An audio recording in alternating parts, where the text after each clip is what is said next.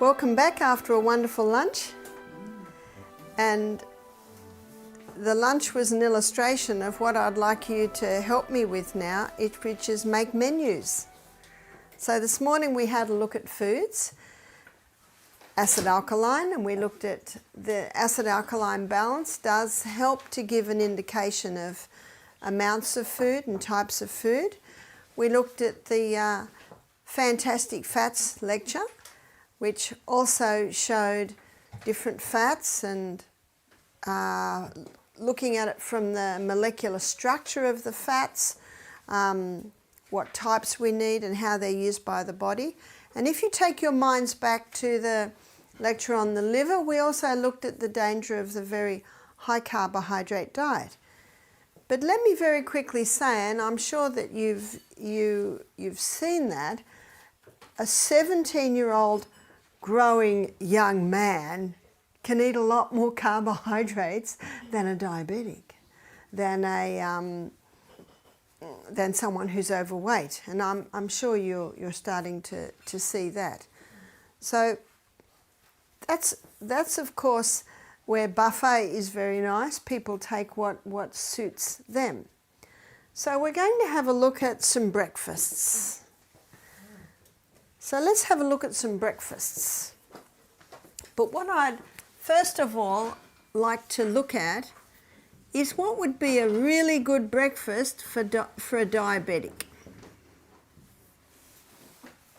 So what does a diabetic have to reduce down? Sugar.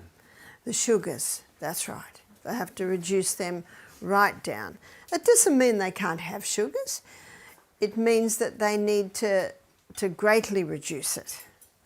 So any suggestions on a good way to start a diabetic's breakfast? And there's no right or wrong answers here, okay? Yeah? Lentils. Lentils is a good one. So we might put lentils here.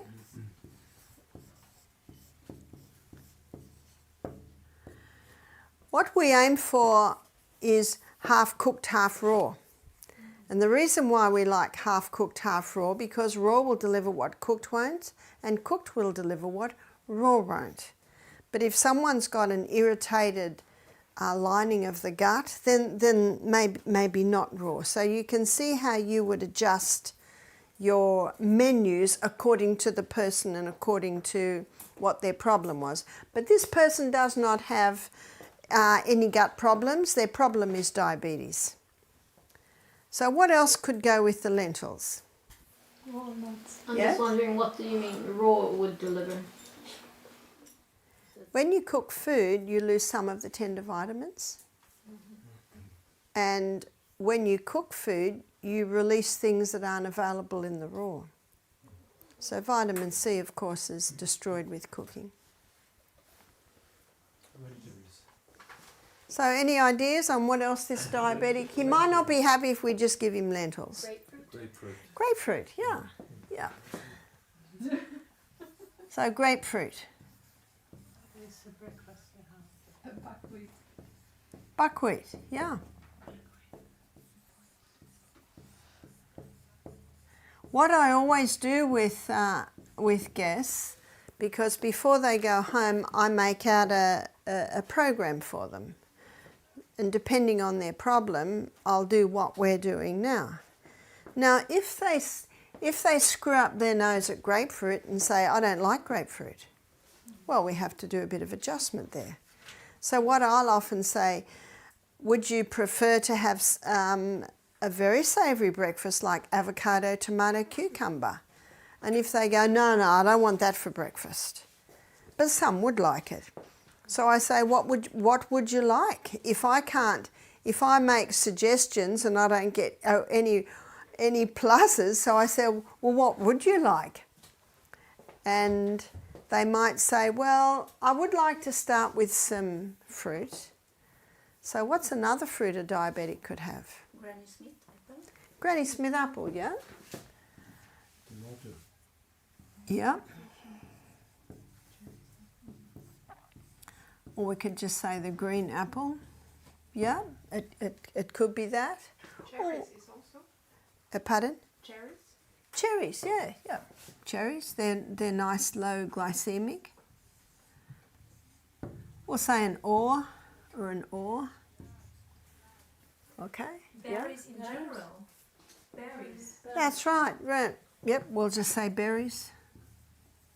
He might live here, and on his morning walk, he might pick blueberries. So let's have a look and see what we've got here. We've got our fibre, yeah. Everything has fibre.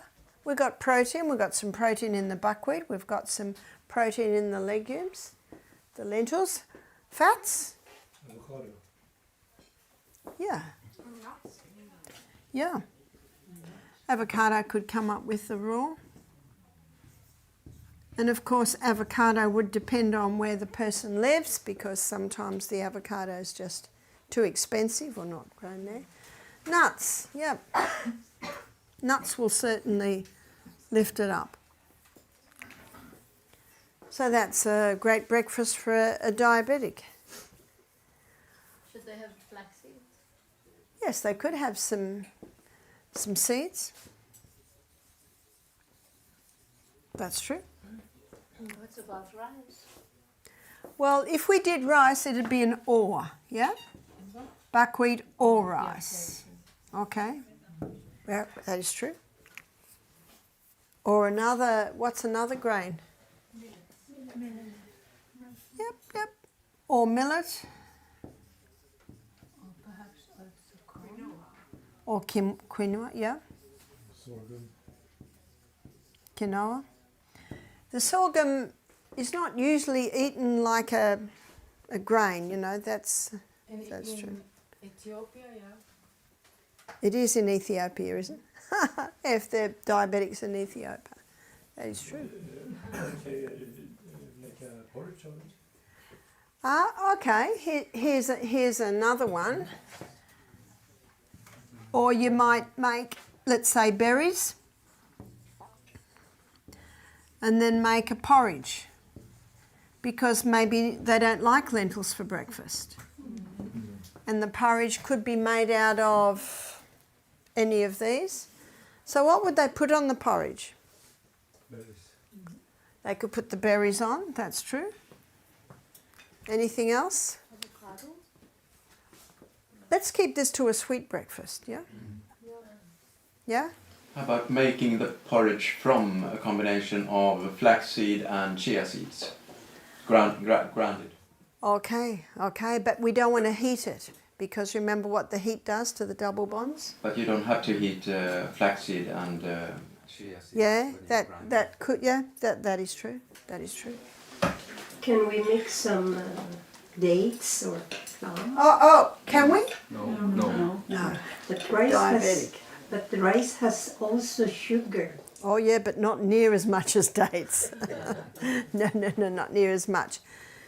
So may I suggest a sweetener that is at very low glycemic and could make that taste very nice is stewed apple. Stewed Granny, yeah? So stewed Granny Smith apple.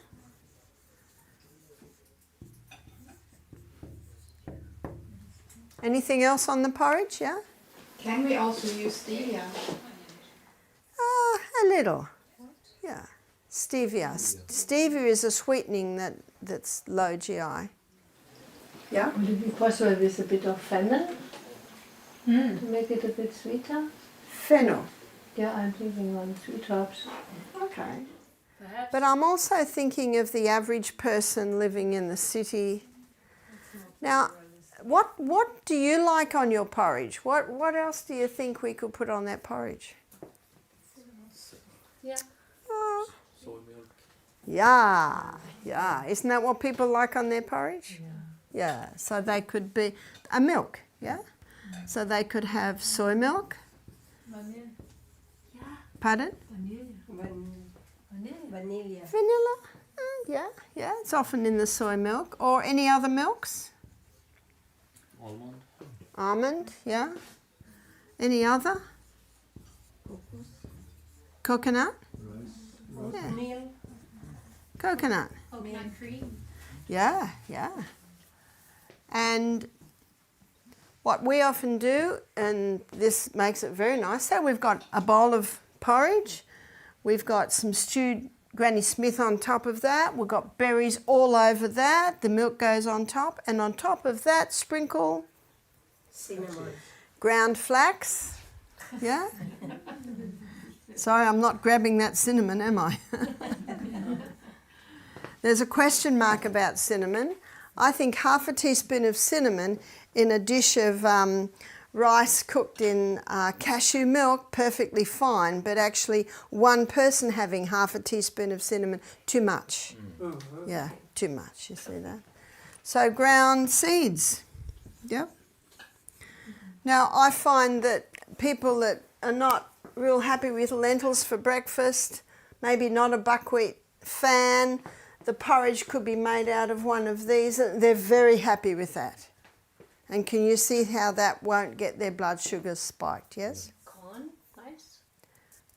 Corn, one of the corn polenta porridge, one of the problems is, and this is particularly a problem if someone has a yeast presence in their body, is as the corn dries, the silk, you know, the silk around the corn, if it's drying on the plant, you'll see it goes black. What's the black? It's mould. And Dr. Robert Young, in his book, he says that dried polenta is often tainted with some mould. So we sort of keep away a bit from the maize, the dried corn, especially if they've got a yeast problem. So, and also, pretend you're a diabetic. Is there a breakfast there you would be happy with? Yeah? Is it the same with corn kernels for popcorn, if they're organic? Yeah, it's a question mark. It's just that if someone has a yeast problem, they're just best keeping away from the dried corn. This is not fresh corn, because fresh corn has been picked, the fresh silk's off, and it's cooked. Whereas the dried corn, most dried corn you buy is dried with the covering on it. And if you have a look in a field where they've left the corn on to dry, you'll see every silk is connected to a kernel of corn. What about the sweet potato with ginger? Will that be good? Well, where will that fit? Okay, we could. That is Chinese. It might fit in with this. The other thing you're looking at, most people don't want to spend much time in the kitchen in the morning. Isn't that true? And so what we'd suggest is the porridges could be cooked overnight, or if I'm the lady of the house, I'm up at 5, so I'll often put something on a low heat as soon as I wake up, and not many people wake up as early as I do. When my grandsons come to stay, I always cook a porridge. They love a porridge. Michael and I never have a porridge, but they love porridge, so I make it for them. Yes? I have I have cinnamon, but not from the bark, but from the flower of the tree. Is that the same? Because it's also tasting something different, but it's also the same tree. Do you know, that's something I cannot tell you. I do not know that. But in many dishes that require cinnamon, I'll often put coriander powder in, and that, or cardamom. Cardamom's very nice, yep. Let me suggest another breakfast. Let's say avocado.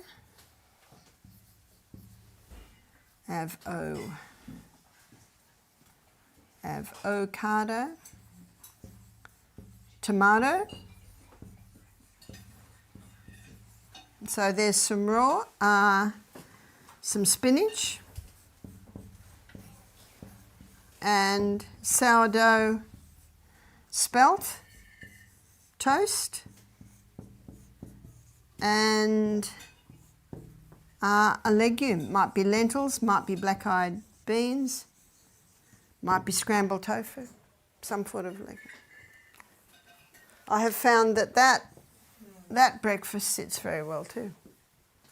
And that's something that's quick. They don't have to cook the things. The legumes could be cooked the night before. So if the spinach is raw? No, it's cooked. Usually cooked, yeah, or just wilted. Yeah. So this is what you do with your guests. This is what I always do. I just say, "Would you have that for breakfast?" "No." "Would you have that?" "Would you?" And you're working with them, because there's no use making a program that they're not going to do. Yes. If you have something sweet, can you balance that out with lemon or something? Or With the diabetic, we want to bring the sweet right down. Okay. So whether you put lemon with the sweet or not, it's still going to affect the blood sugar levels. Yeah?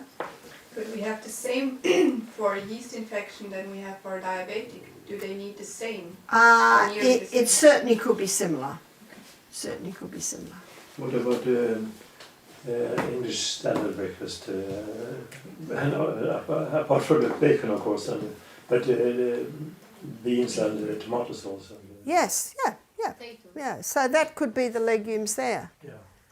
Then You could have some in Australia, vegetables well, yes, they could have some vegetables. I'm just working with most people that don't want to cook in the morning. They want something quick and easy. That's true, yeah. What do you mean by SD spelt toast? Sourdough. Yeah, what?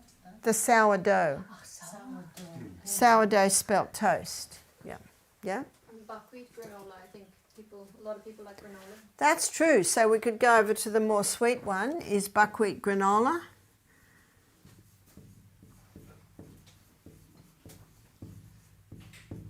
And many people do a granola that has some sweetening in it. So I don't know if you put. Did you put? Yeah. Yeah, see, maple syrup was in this morning's granola.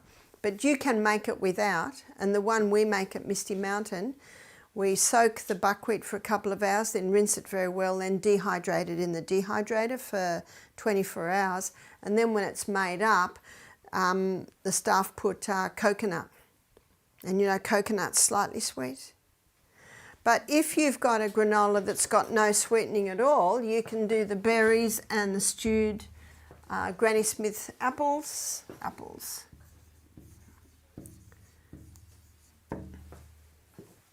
I say that? Yeah. Oat, is that okay for? Oat. Yeah. That's a possibility. That could be Porridge. the porridge there. Yeah. If people like oats, I say make sure they're well cooked. Ideally in a slow cooker overnight, and just don't do them every day. And Barbara, this is a Western breakfast. If it is for Asia, that will not fit at all. So we find something that does. What would an Asian like?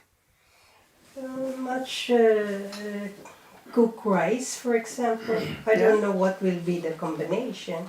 Yeah. See, the white rice gets the white rice. rice gets the blood sugar level up high, but your basmati and your brown rice are low. And rice must have 1 hour at least to break the starch granules down. So if you're cooking it in a rice cooker, it'll usually turn off after, 20 minutes, half an hour? Yeah. And then what you do is you just leave it. And you do not touch it for another half hour. And in that hot environment, it continues to cook. Yes? Is that full corn basmati? Pardon? Is that the whole basmati rice? It's here often white rice. Okay, so it can be white basmati, but you can get whole grain basmati. But you're talking about the whole grain basmati. Either. So they're both low in. Yes. What's the reason for that compared to jasmine rice, for example?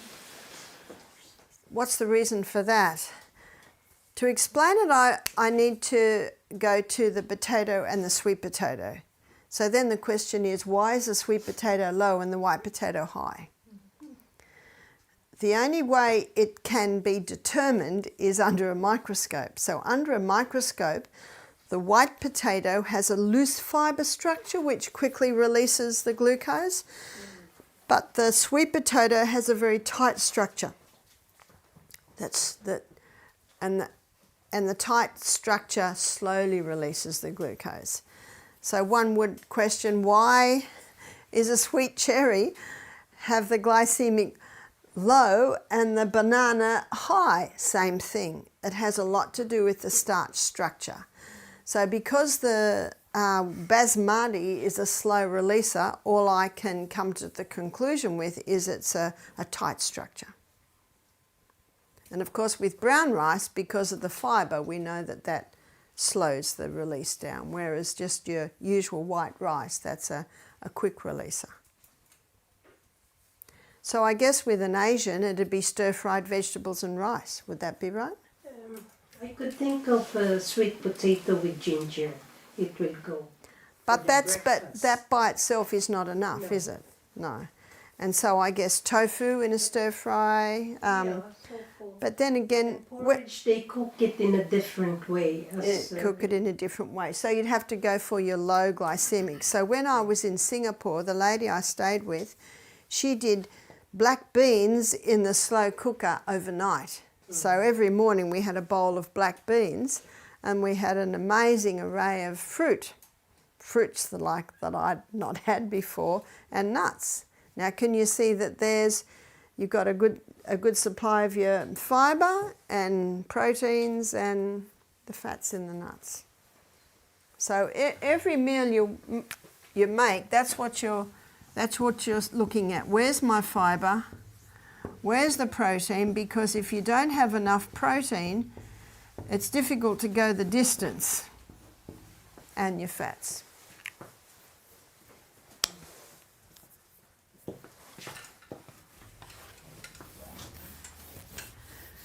So someone with cancer,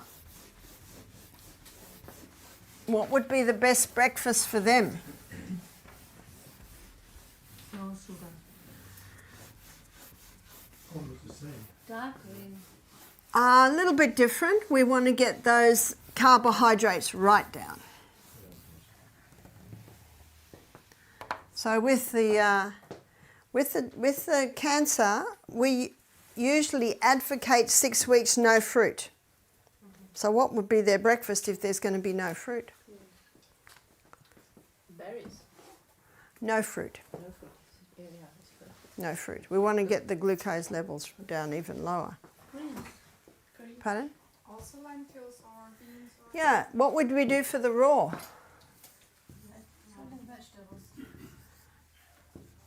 There's a group of classified as fruit, but almost not classified as fruit because they're the savoury fruits. So we've got tomato, cucumber, avocado, pumpkin, zucchini, eggplant. Yep. So what would be the raw? Avocado? Cucumber? Celery. Celery, yeah. Again, we've got to make it so that they like it. And they can have a little grain, but not a lot of grain. So maybe just half a cup of some of the grains we just looked at. Yeah. Maybe rice.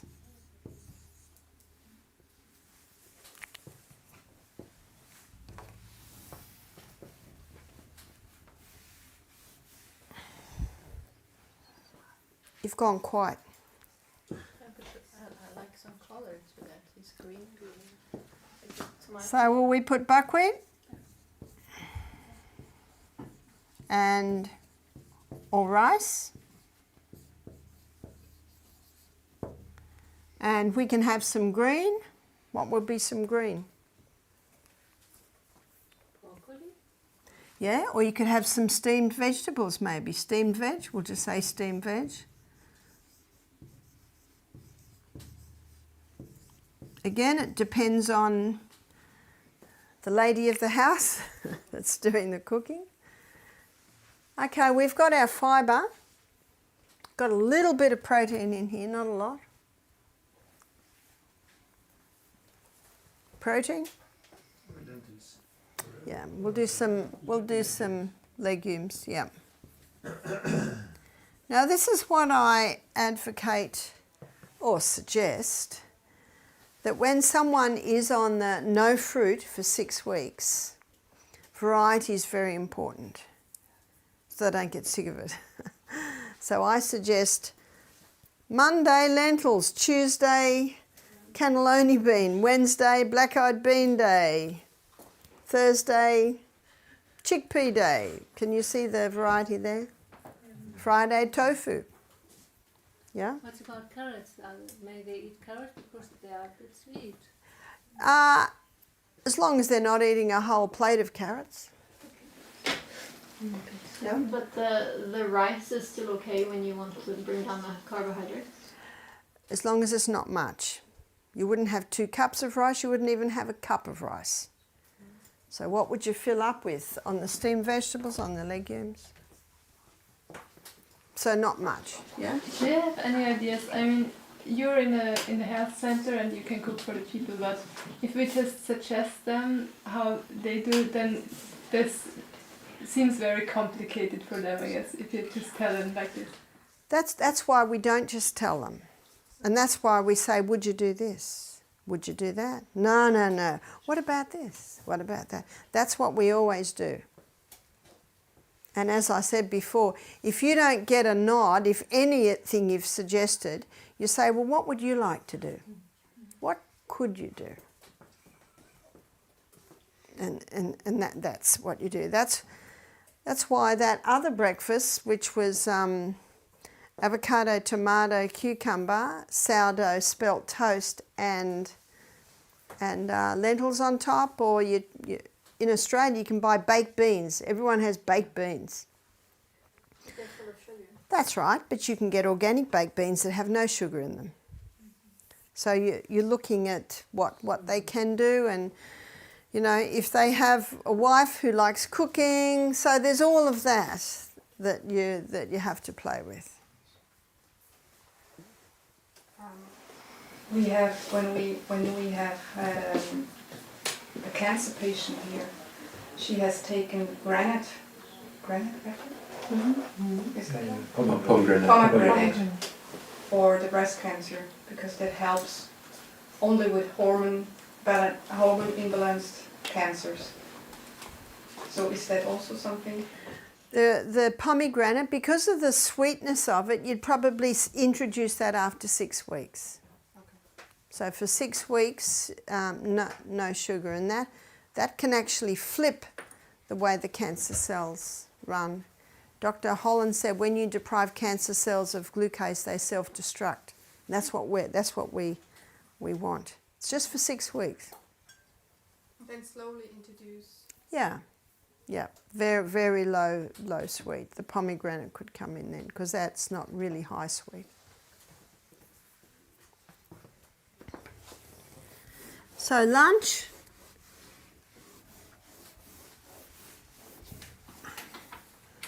Let's have a look at a diabetic's lunch.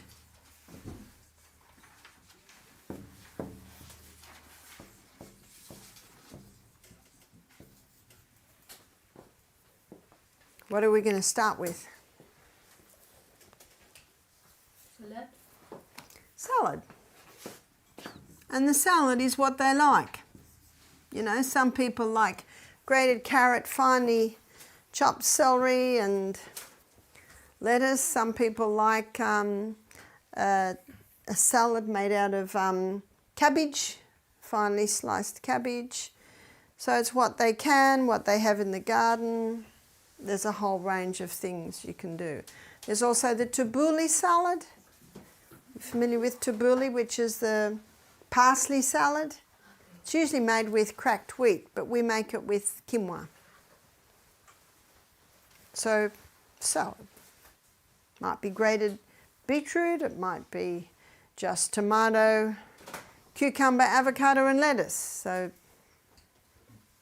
and that's the beauty of the health retreat. We usually do a slightly different salad every day to show them different things you can do. Because most people don't eat enough raw. Our chefs are not allowed to serve tossed salad every day. We want some variety in the salads. Can they take carrots? Yeah. So salad. Radish? Radish, yeah. Radish is great. That could be part of the salad. If the salads are exciting and tasting, they're more likely to eat them. Now, my husband does not like garlic. He does not like anything hot. And when he has salad, he doesn't want any dressing on it. But we have a lot of very delicious dressings, so we put them in the jug and, you know, the people can choose what they like. Seeds on top. Could put seeds on top, yeah. Pumpkin seeds are good, especially if the man has a prostate problem, because the pumpkin seeds are very high in zinc. Yeah? Are they damaged at all if you roast them? Yeah, they are a little. Sometimes we'll roast them just for a certain flavour, but remember your double bonds, they do get destroyed with the roasting. Yeah. Sunflower sauce. Yeah? We still like this one with roasted, or with yogurt. Sunflower sauce. Yeah, also it's a lemon sauce.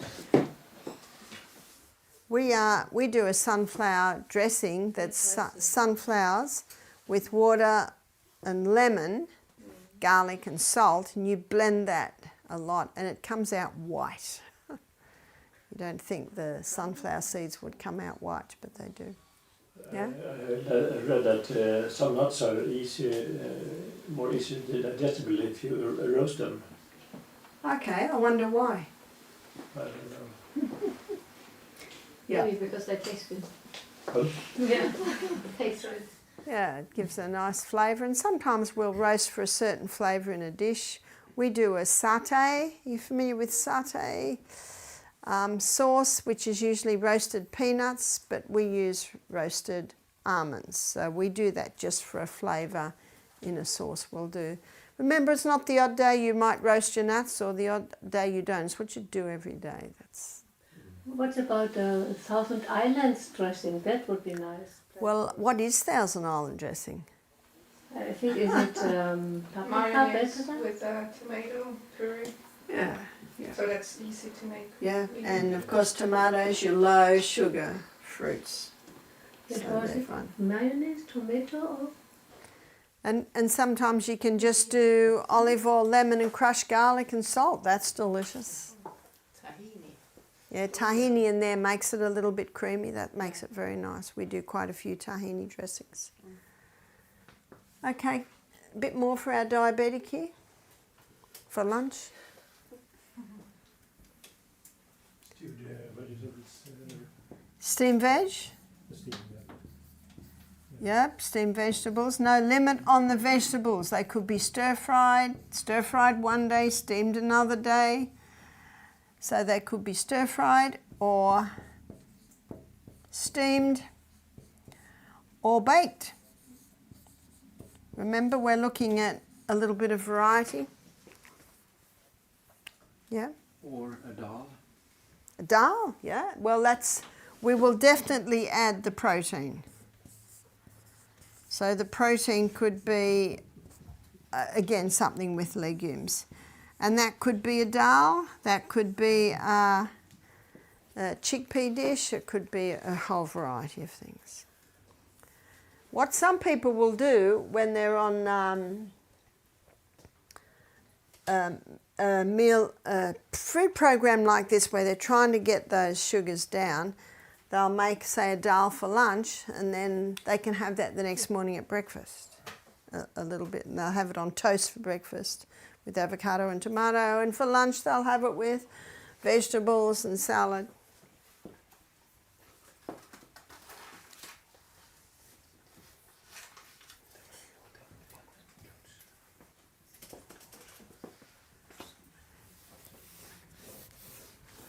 And that's also, that lunch could do anyone, couldn't it? In fact, the lunch we had today, we had steamed potatoes, we had a lentil dish, we had lots of salad, cauliflower. Anybody could eat that lunch. Isn't that true? So what I find is usually the most challenging is the breakfast. And that's why I have to talk to people. Do you know what? Some people doesn't want any of that. They said, I haven't got time for that in the morning. So what would be a very quick breakfast, a very common breakfast today? It's not a breakfast that I actually desire, but a lot of people are happy with it. Smoothies. So what can we put in the smoothie? Diabetic, you mean? Well, I think we'll go with the diabetic because we're looking at low sugars. So we start off with 1 cup of fluid. What could that 1 cup of fluid be? Yes? Water. It could be water, but that'll be a bit boring. Let's make it a bit more interesting. Some soya milk. Soy milk, yeah? Any other? Or? Almond, could be almond milk. Now what makes a very nice basis is the coconut water. Because that's slightly sweet. I have to experience it really depends which coconut water you get. They're not all the same. Okay, so you look for a good one. Coconut water. I don't really buy it or use it, but I know people that do have told me the same thing. So you try different ones. And you might even contact each other and say, this is a good one. What else are we going to put in our smoothie? Berries? Yeah, berries. Do you know what can make it creamy too and doesn't really change the taste too much is avocado.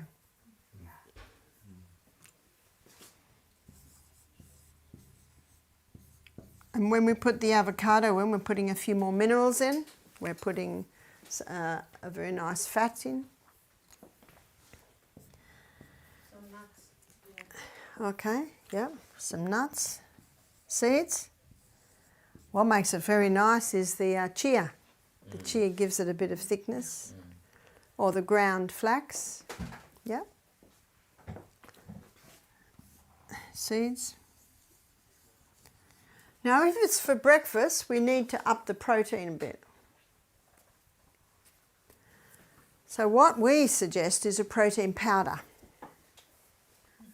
And you can get pea, you can get hemp, you can get brown rice, organic soy, so have a look. And you want a protein powder that does not have any sweetening in it. Now if a person wants a smoothie at night, there's really no need to put the protein powder in at night because you want it lighter. But in the morning, this is taking the place of breakfast.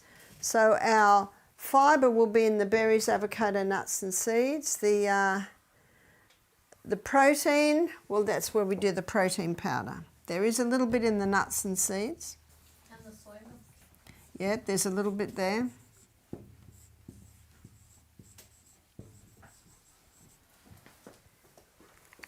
And the fats, you got some good fats in yours.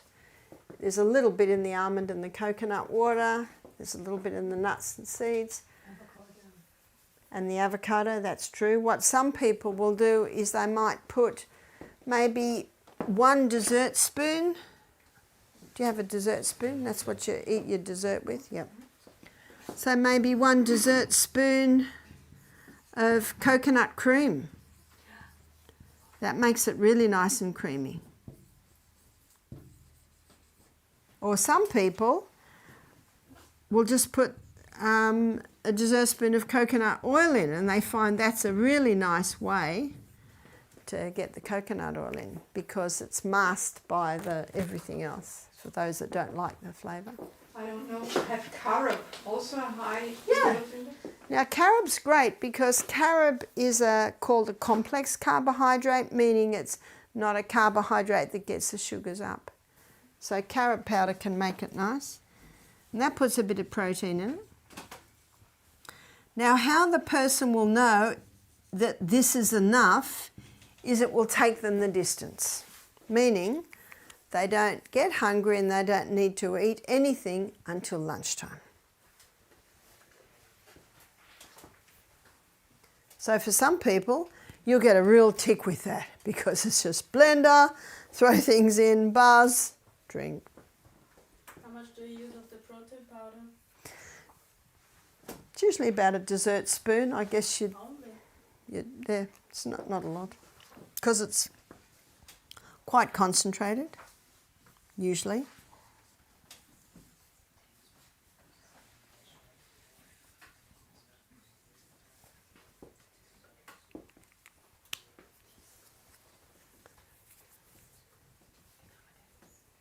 So that can work. Works well for the bachelor.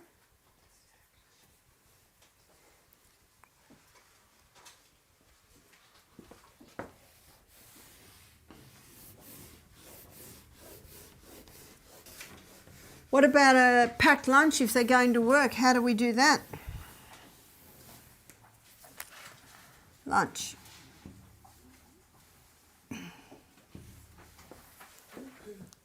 What could be a packed lunch? Because we want to have the main meal at lunchtime.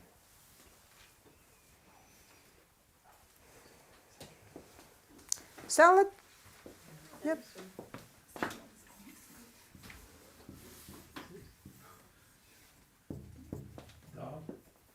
Dal, yep. So let's have a look at some legume options. So some legume options could be hummus, yeah? Could be lentil burger, yeah? So we're looking at something that can be done at lunchtime. Now the dressings, we've just been talking about dressings, and we talked about a lemon oil, put a bit of tahini in it, makes it creamy. So you've got a crushed garlic, you've got a nice creamy dressing there. If it's too thick, you just put a bit of water in. Makes it delicious dressing.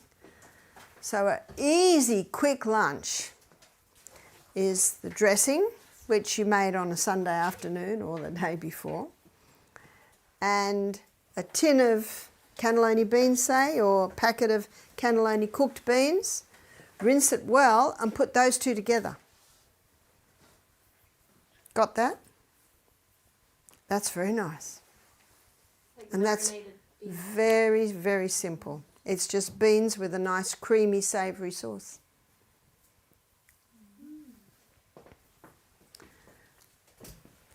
So I'll just say white bean and dressing.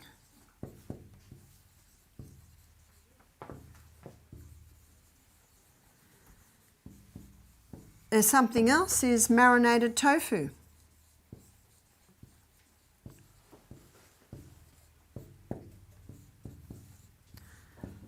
And the longer that sits in its marinade, the nicer it gets. Tofu's a tasteless sponge. You've got to do something to it. So what would you make the marinade out of? Lemon, oil, maybe crushed garlic, maybe a little grated ginger, salt, maybe a little miso in that. Sitting in that makes it very nice. I had something very nice at one time. It is from a man who grew up in Egypt. It was a can of red beans and a little can of concentrated tomato puree, but I don't know if you would like to use it, with some, he was sauteing some onions and a bit of garlic and put all together. And this he put on a piece of bread. Then is it good to have gluten-free bread? If you can get a nice one.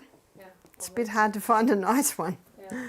A lot of gluten-free breads aren't very nice. Yeah. So sometimes you're better to use rye crackers, Okay. something like that. Yeah. And that's certainly something that they might put in crackers. Again, you've got to read your labels, make sure there's no sugar in there. I found something and I travel with them all the time. They're called Fin Crisps. And they're a rye cracker. And I travel with them, so if there's not much, I can have Fin Crisps with avocado. That's so this is packed lunch, yeah. There's something else that that's an easy additive, and that's olives, yeah.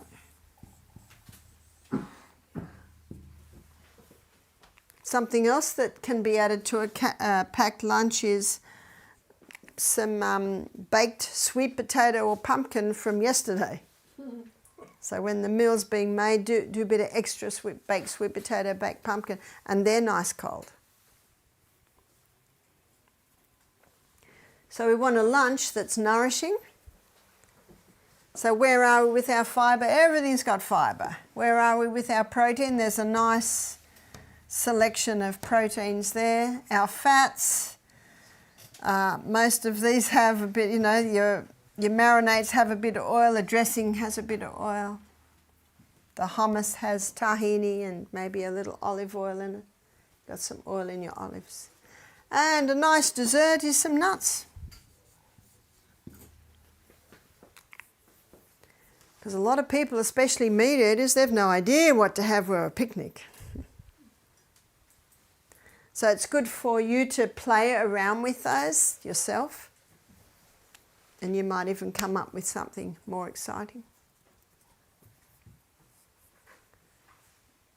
So if they have that for lunch, maybe that's not as substantial as they would usually have if they were at home. And maybe if it was a bit earlier, maybe their lunchtime is 12 o'clock, well, they're going to be hungry at night. So what can they have at night? Yeah? The smoothie without protein. Yeah, could be the smoothie without protein, much less complicated. Soup. Soup, yeah. And a big pot of soup can be made on a Sunday afternoon, and maybe you'll leave enough for Monday, Tuesday, Wednesday and freeze the rest. Soup is something easy that can be made of an evening for the next day. So freeze in portion sizes. Then before the person goes to work, they take it out of the freezer, put it in the fridge, so when they get home, all they have to do is warm it. And the other is, you know, whatever works. They might find that they don't need anything at night. Maybe that's substantial, especially if they had lunch at 1 or 2 o'clock. That will usually take them the distance. But let's say it's a diabetic and it's 7 o'clock at night and they're hungry and they haven't got any ingredients for a smoothie. What would be good light evening meal? Almond milk or something like this. Pardon? Almond milk. Maybe a glass of the almond milk or an avocado. Or a couple, you know, a few Fin Crisps with avocado and tomato on. Or maybe there might be a little hummus in the fridge. Just something very light. If it's only a small amount is eaten at night, it digests quickly. A large meal takes a while to digest. A small meal, of course, a lot quicker. I'm going to more the unusual ones because when you've got someone that hasn't got a major health problem, it's a lot easier. But these are the more difficult ones. That would be great for your person with cancer. That would be great for your diabetic. Would be great for the person that wants to lose weight. Would be great for the person that's got a yeast presence. And remember, a sign that a person has a yeast presence is their tongue. Have you looked at your tongue in the mirror yet? It should be pink from the tip to the back. If it's got a white coat and you can scrape it off, that's usually just, you know, waste coming out of the tongue. But if you can't scrape it off, they're little fungus buds. So the tongue is quite a good guide. But yeast presence usually manifests itself, manifest itself in sinus problems, rashes, tinea, which is like itchy between the toes. Also in the private parts, in Australia they call it thrush. So with a woman, with a man, they call it jock itch, so, around that area. So anyone that has any of those symptoms, they're best to go on a antifungal diet, which is very, very low sweet. And also at the same time taking some herbs. Some herbs that will kill off the fungus. Remember, you alternate them every 2 weeks. Might be garlic. Might be oregano essential oil that you start very slowly with.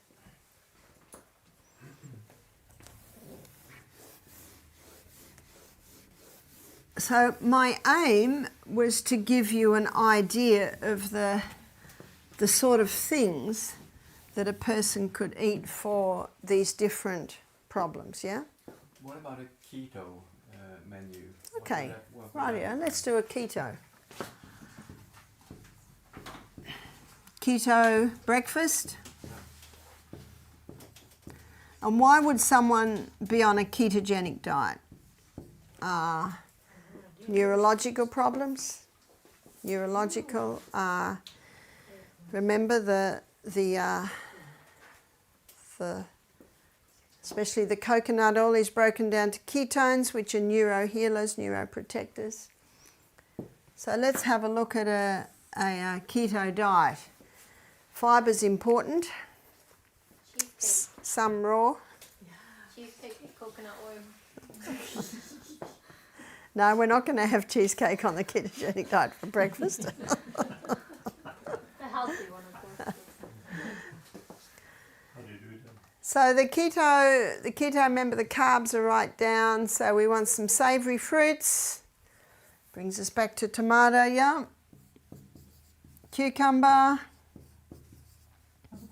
Avocado, yeah.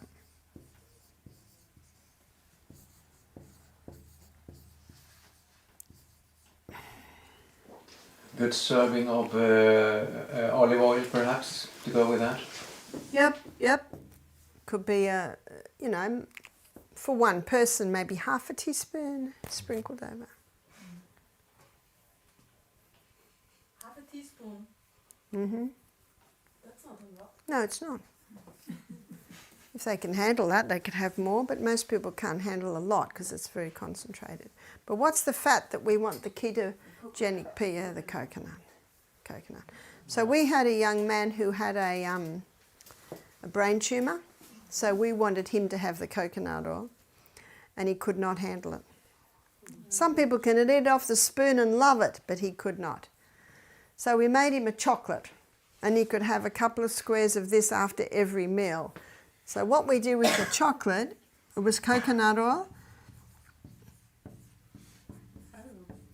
carrot powder, and to make it creamy, we put tahini in. So it was basically that, and you can see that the carrot powder is slightly sweet, the coconut oil is slightly sweet. You could even put some coconut in that. Some shredded coconut and even some ground nuts. Especially cashews, because cashews are a nut that have a slightly sweetness about them. So our chef did all that and he was very happy. After every meal he could have two squares of his chocolate. Mm-hmm. Yeah. But if it's brain issues, they could have fruit then, couldn't they? No, because it's cancer, so we want it right down. Yeah. I guess a dal would be nice for keto as well. Very nice, yeah.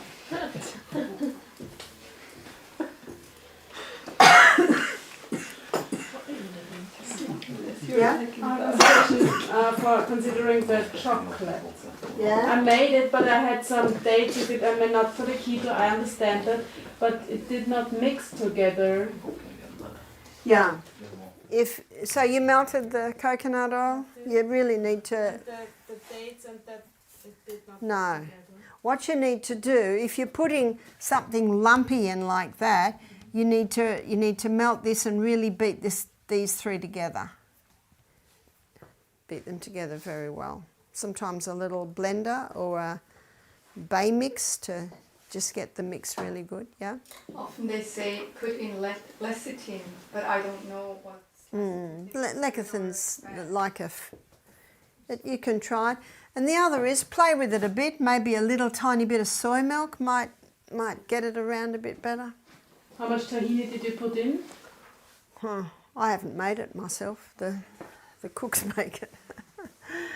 But I think you're looking at maybe if you do a cup of coconut, you'd probably do a teaspoon of carob powder, and you're looking at maybe a teaspoon of tahini. You know, you'd play with it a little bit.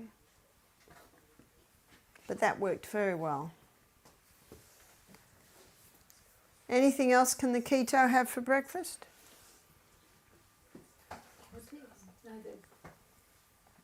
Nuts. I think they need a bit more, do you? Yeah, nuts. Yeah, some nuts.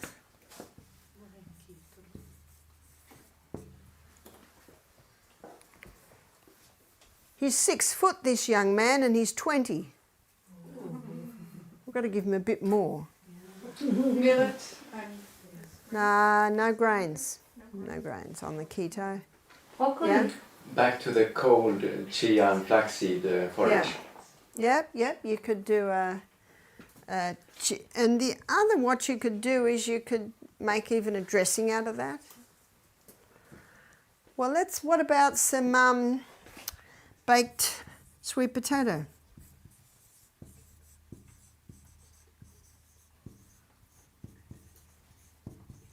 That'd help.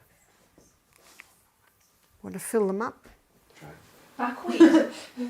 We're keeping away from the grains on the ketogenic diet. So buckwheat grain. Yeah, we'll keep away from the grain. And of course after that they can have a couple of spoonfuls of coconut oil or a couple of pieces of chocolate. Now what can also be nice is a little bit of peppermint oil in that.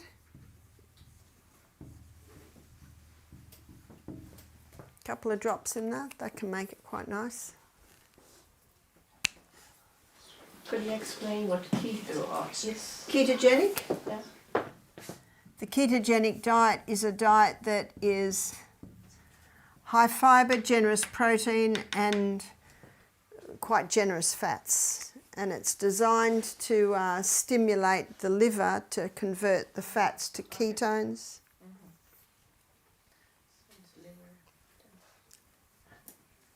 So the lunch we had today, the ketogenic diet, would we make any adjustments considering lunch today for the ketogenic diet? I have a question for the breakfast still. Are there any fruits allowed? Or Not on the ketogenic. No, not at all. No. Not great. Not even berries. Not initially. You're really trying to get that sweet right down. Take away the potatoes. That's right, yep. Yeah. So the lunch today would be a great ketogenic diet if you took the potatoes away and they had a few pieces of chocolate for dessert. Yeah. If we cool the potatoes, can we eat them then? Because the starch changes when you cool it. We want all starch out for the ketogenic. But for the cancer patient, that lunch today would have been perfect. They just don't have 6 pieces of potato. They might just have 2. Because Professor Constantini, he found that just under the skin of the potato, there are antifungal properties. So you balance it out with the GI and that.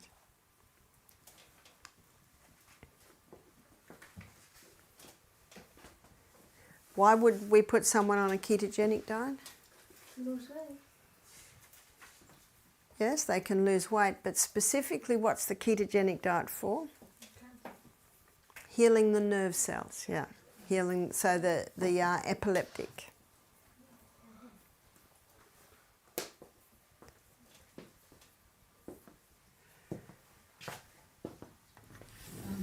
Would it also help with nervous disorders, others? enzymes? Yeah, but not. Again, when you've got someone who's very anxious, you know, they can be, you know, you've got to get food that they're happy with. Because if you take too much away, a lot of people use the food for, you know, comfort a bit. And what was the reason why you're more strict with the grains with them rather than, and not with so much with the diabetic and the other? Because with a ketogenic diet, you want to kick in the, you know, the ketones being made, so you want to get the carbs right down. And how does that happen? Like, why would the low carbs make more ketos? Well, it only makes more ketos if you're having the fats as well. But you had sweet potato here. That's right. The beauty of the sweet potato, it's low glycemic index, so there's a low delivery of the glucose. How long does this take? How long would I have to do that? 6 weeks? It just, on the ketogenic diet, Yes. it just depends on the problem. So it might be for 6 months to control seizures. So this is quite serious, because, you know, seizures are quite serious. Yeah. I'm quite sure that there are some recipe books or cooking books about the ketogenic diet. Perhaps there are some hints to replace those things which are not good instead of the other things, and then it's easy to translate. Well, your ketogenic diet cookbooks will be nearly all meat. And so what's important to explore is the many different ways to do your legumes. And I think I mentioned that my first cookbook was an Indian vegetarian cookbook. They know how to do legumes. So many different ways, so many different flavours. Yes? There is a cookbook, the name is The Alternative Keto Vegan Cookbook Recipes.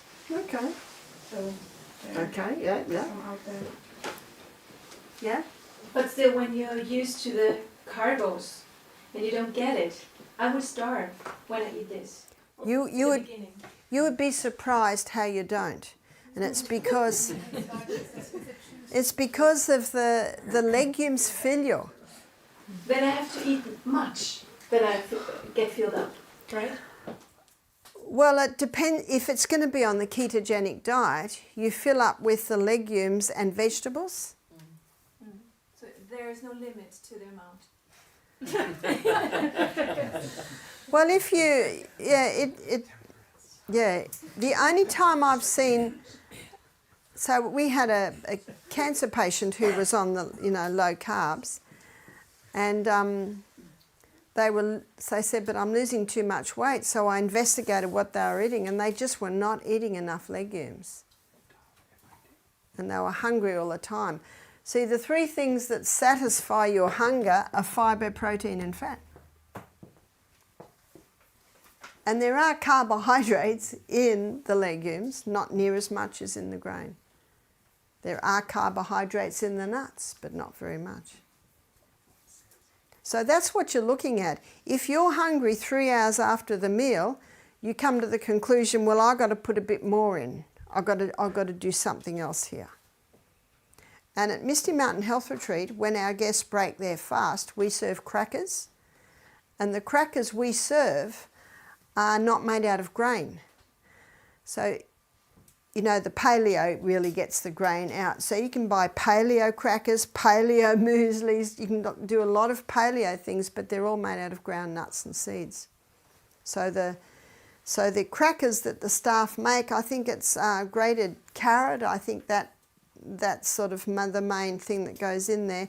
And then ground seeds and nuts, I think that's what they do. And they spread it out onto sheets and dehydrate it for 24 hours, and then they crack them open. There's your crackers. So it can be hummus and avocado on crackers, as well as a dal, olives, artichokes, nut seeds, all of that helps. Olives can be added to every meal. So olives are a savoury fruit.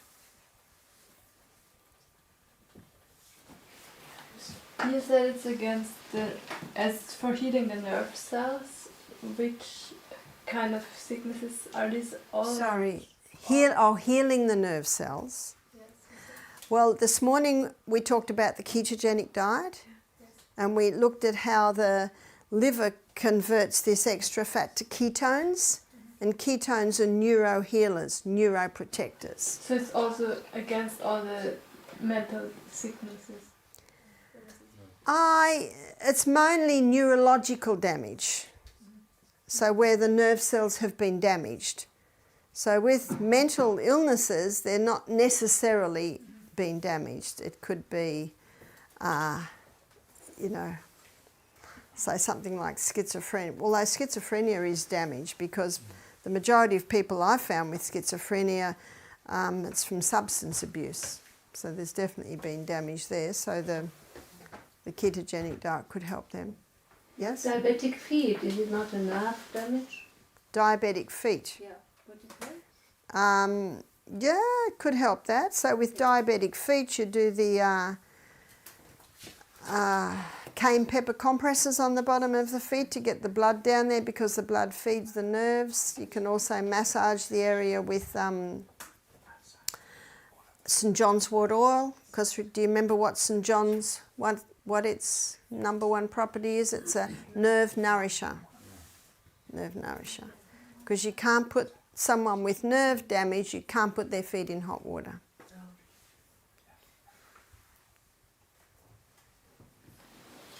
What about some onions for cancer, lunch and diabetic? Fantastic. Onions are very low sweet. Yeah. And herbs, no problem. Yeah. Yeah, food should taste fantastic. There's no doubt about that.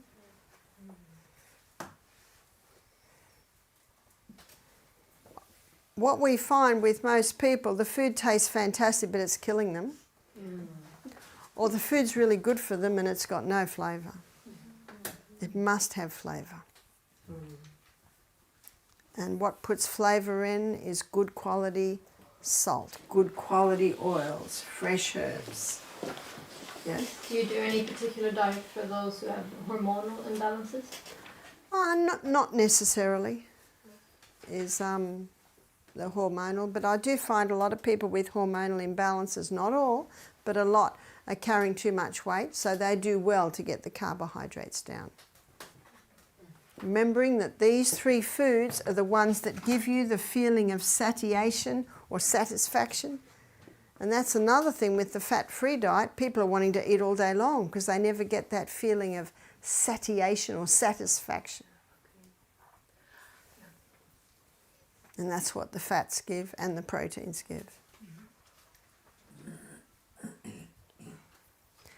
So if someone comes to us with weight loss, of course these programs would do very well with that.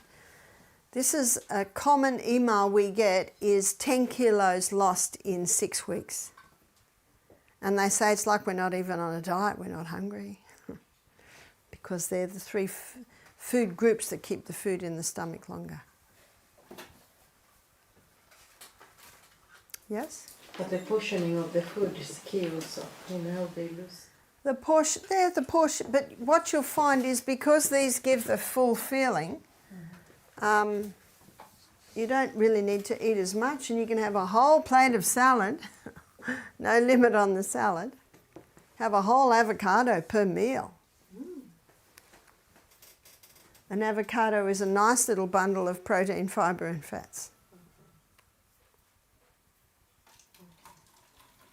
It's a fruit. You could have 2 avocados per meal. You'd probably want to live in Queensland to do that, where the avocados grow. Could you revive dead nerve cells? Could you? Revive dead nerve cells. Revive the nerve cells. Sometimes you can. Yeah. Okay. I have seen nerve cells revive in the feet with the cayenne compresses, where the people had lost all feeling in their feet.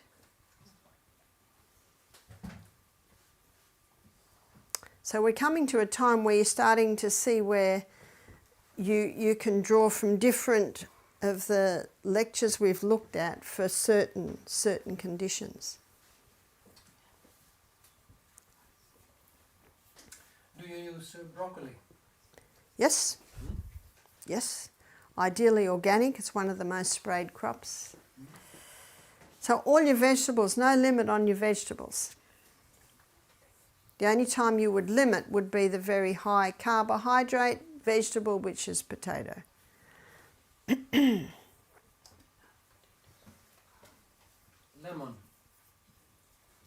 You use lemon. We use a lot of lemon. Okay. It's one of your savoury fruits.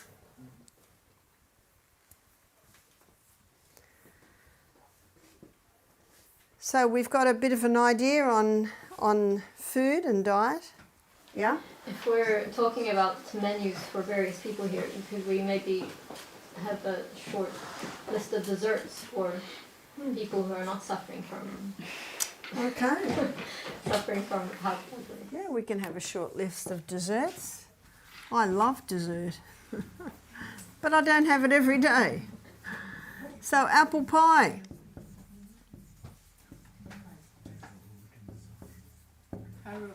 That's a delicious dessert. What I do is I cook the apples, but only in a little bit of water, so when they're cooked there's not lots of juice, put on a very low heat. And when they're cooked, I sprinkle sultanas. I notice that you call them raisins. And then I put the lid on, and the heat from the apple just softens them. I bake my bottom crust half, then I put the hot apples in and put the top on and bake it. Delicious apple pie. No sweetening at all in that. What do you have in the crust? I'll give you the crust. It's 2 cups of flour, and I always use the spelt. But half, huh? It can be 2 cups of wholemeal or 1 cup of white and 1 cup of wholemeal. Half a cup of olive oil and half a cup of water. You take warm or cold water? Oh, usually just tap water. Pinch of salt. And that's a delicious pastry. That pastry can be used for all sorts of things. So another nice dessert could be pumpkin pie. And what we do with the pumpkin pie is you cook the pumpkin with dates.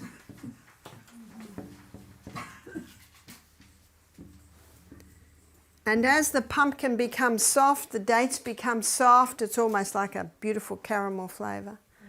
And to make it creamy, we put coconut cream in.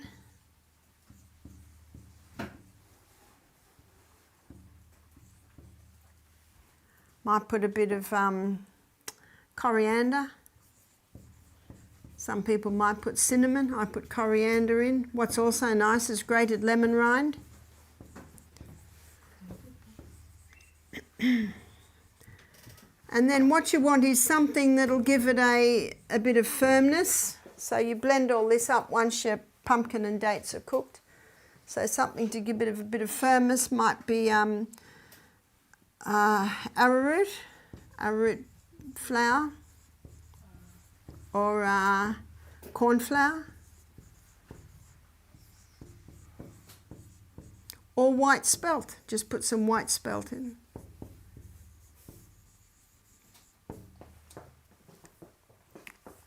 That's a delicious pie. Use that for the pastry.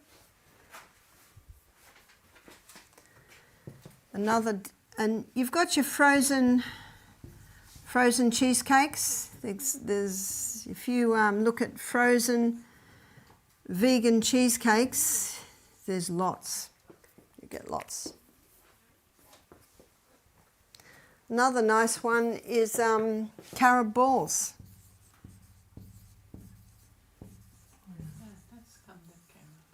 Yep, and that's with your carob balls. For your base, you would use some tahini, and you might use maple syrup or honey. and you might do a little coconut cream or coconut oil, and then ground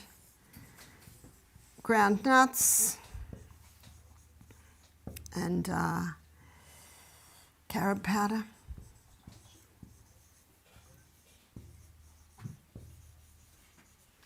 You might roll that in coconut and freeze them. It's great to have a whole lot of them in the freezer. And then the children can have one of those when they've eaten all their salad and all their vegetables. Yes? What is the carob powder? Carob powder. It's carob. I don't know what it is. It's from the carob bean. Remember when we made our smoothie, we put carob powder in? And remember when we made our chocolate, we put carob powder in? It's almost a bit like a cocoa type flavour, but it's not bitter. It's naturally sweet. Thank you. Is also carrot juice, carob, there's like chips. No, chili. It's a liquid kind of carob. Mm-hmm. Carob syrup. Is this the same? So it's or Carob syrup is ground carob. They have to have these big stones and they grind it to a syrup. And that's also okay. Yeah, that's very nice. That's sweet. That's nice. That's very sweet. That's true. Because carob is naturally sweet. You could also make a chocolate like the one we just made, but if it's made for people that don't have problems with sweet, then you can put a little maple syrup in it, put some dried fruit and dried nuts in it.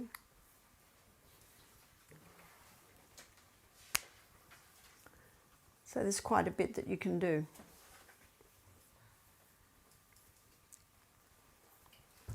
I do an apple strudel too. And how I do the apple strudel, I do the pastry, and then I put it between two cling wraps, and then I roll it, because when you do that you can get it paper thin. And then I take the top cling wrap off and I pile it with grated apple, and then I sprinkle a bit of maple syrup on it, and then I pull the edge of the cling wrap up and it rolls. And then I keep rolling it, and I have my pan there and I roll it into my pan, so I've got the most magnificent apple strudel. And as it bakes, the apple juice comes out, and as it cooks, you know, a bit of the oil comes out from the pastry, and a bit of maple syrup runs out, and you get this magnificent crust. It's very nice. So there's much you can do. The pie, the strudel, do you do from half or just white? Oh, either.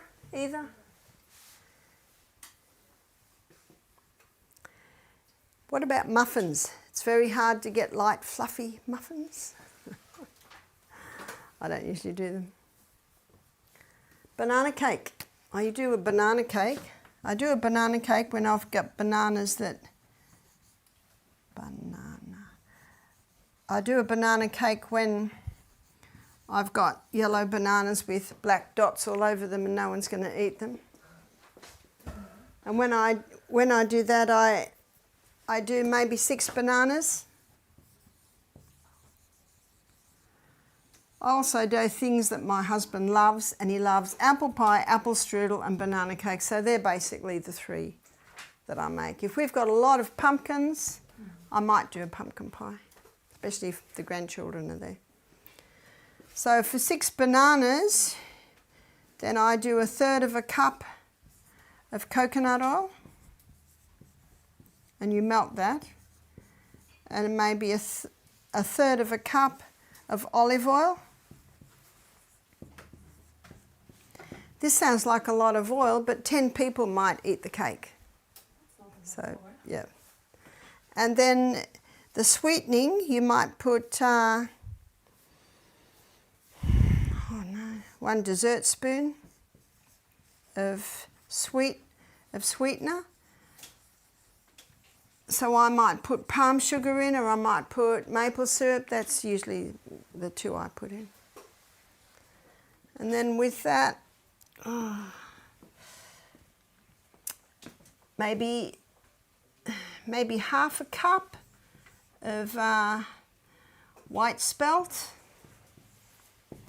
flour and half a cup of wholemeal spelt. And then I'll put some walnuts, fold walnuts through, and sultanas, you call them raisins.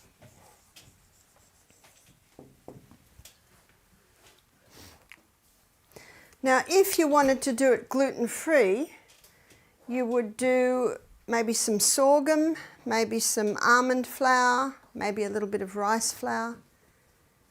And you can Google flours that you can make gluten-free.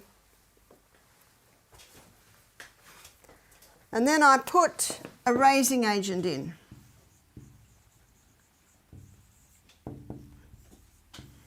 I find that if you don't put a raising agent in, it's very heavy. So the raising agent I often use is baking powder. I might make a banana cake once a month, so we don't eat it very much.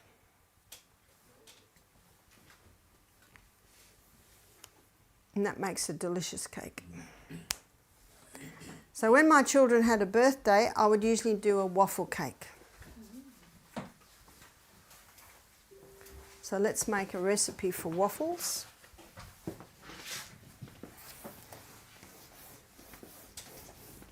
And you definitely need a waffle line for this.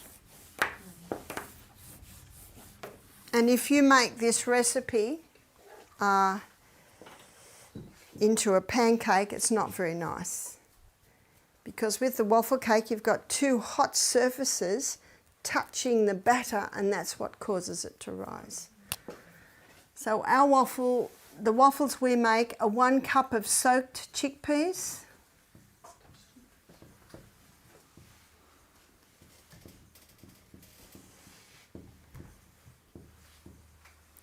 1 cup of millet. This is raw millet, and it's hulled, raw hulled millet.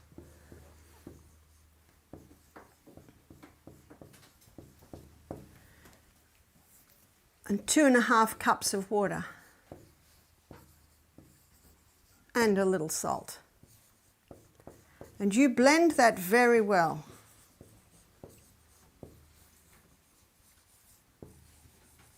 What we do is we blend it the night before, and then in the morning when we're making the waffles, we blend it again because the sediment settles to the bottom. And those waffles are delicious, and they're light because most people make waffles with oats. But we don't serve oats at our health centre. Yes? How much is 1 cup? Because we use this liter. It's a 250 ml, yeah, so do we. And you make this into a cake. How do you do that? How do I make that into a cake? I put a waffle down, I put a fruit jam, I put a pear cream, I'll give you the recipe for the pear cream, and then I slice strawberries and kiwi fruit, then I put another waffle on. I do the same thing, and then I put another waffle on. And maybe 4 waffles high, and at the top you let the jam drip down and the pear cream, and then you put it in the fridge for a few hours and it sets. If you make it and then serve it, the waffles go like that. And then you cut these magnificent slabs, and it's all sugar-free and it's delicious. So what's the pear cream? This pear cream is a delicious cream, and you can use it on all desserts. And it's 1 cup of Brazil nuts, or you might use cashews.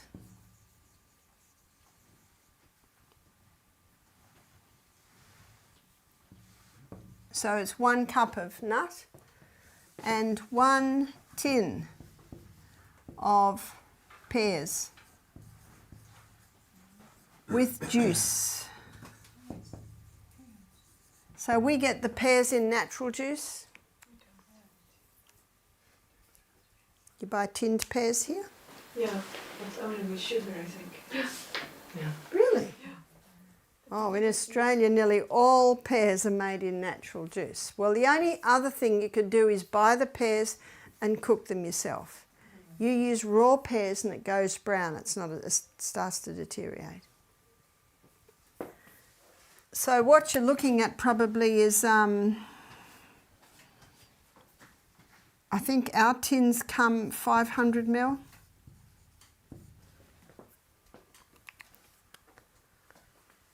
You blend very well and you get this beautiful white cream that's slightly sweet because of the pears.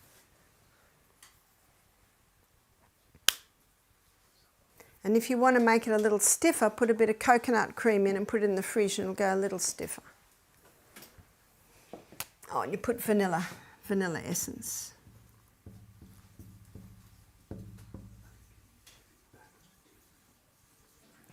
I guess because Australia grows a lot of fruit, I don't know. But in every supermarket you can buy tinned pears in natural juice. How do you make it the jam? So how you can make the jam, see if you had blueberries, your wild blueberries, you heat them up, and when they're just heated up, you know, in a little water, then you thicken it with arrowroot. And depending on if they're sweet or not, you could put a little maple syrup or a little honey in. And I guess that's like a berry sauce then, isn't it? So you could use a berry sauce. But how I used to make jam when the children were little, you can buy big bottles of black currant and apple juice with no added sugar. And then I'd buy dried black currants. And I'd put the apple and black currant juice in a saucepan. I'd put a whole packet of dried currants in, and I'd bring it to the boil and add a bit of arrowroot. That was the jam I used to make the children. And put that into jars. They're not jams like your sugar jams. They're going to last forever. You mentioned muffins, but you didn't tell how you did. No, because I actually never make them. But you know, the banana cake recipe, it could be similar to that. Notice with the banana cake recipe there was no milk or no water in it, because I find that makes a heavy cake. But if you just do bananas and the oils, it's a much lighter cake. Yes? Sometimes when you eat vegetables as a main course and then should have a dessert, you should try to avoid mixed vegetables and some fruit in the same meal. So I found that a difficult issue to solve sometimes. That's right. So how do you think about that issue? Let me tell you how we solve it. We don't, as a rule, serve fruit and vegetables together. But sometimes we'll have a main meal and then we'll serve an apple pie. And that is a little different to a raw apple, having a raw apple after a vegetable meal, because the cooking does break it down somewhat. So you haven't got quite the problem. And the amount of time we have dessert, we don't even have it every week. I did say that we serve dessert once a week with the guests, but we don't do programs every week. So a dessert is something that you might do for a birthday or special occasion, but it's not a common thing. And remember, it's not the odd day you do it or the odd day you don't. It's what you do every day. And it's really just a small piece. So we don't see that's a problem. The digestion difference. The fruit is 5 hours and vegetables is 6 hours. So that's why it's spoiled. Well, it's actually not. Your food digests in 4.5 hours. 4 to 4.5 hours. And tomorrow when we go through our gastrointestinal tract, I'll be explaining this. And then it likes a 1 hour rest, so that's why 5 hours between meals. But it should be different. Well, your So fruit it's your all fruit lighter is... food, because you have something who is not having the same. And the other is, try it and see. Try it and see. See how it sits. And melons is also on some, but Yeah. it's not. Yeah, we don't usually serve melons. I think Thomas Jackson, was it Thomas Jackson in America? He said, eat melons alone or leave melons alone. That was his saying. So, you know, if someone wanted to eat melons, maybe that would be a nice light evening meal, just to have some melons. Why do you not eat oats? We don't eat oats because they're high in lectins. Okay. And we do find that about 30% of our guests don't seem to handle them. So we like to serve food that we know everyone can eat, so that you aren't doing special food for special people.